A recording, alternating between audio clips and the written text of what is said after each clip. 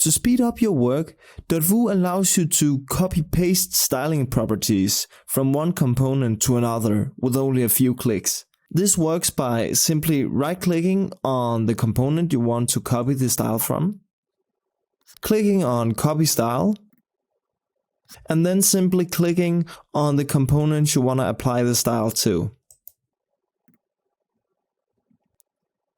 Of course, this works between stages as well.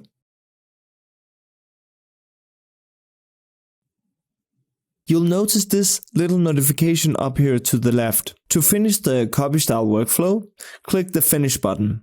If you accidentally did apply a style before pressing Finish, you can easily go back with the Undo feature. Copy style goes a bit deeper, however, since we also allow you to copy independent properties like spacing. Right-click a component, go into spacing here, and let's set a vertical spacing of 20 pixels.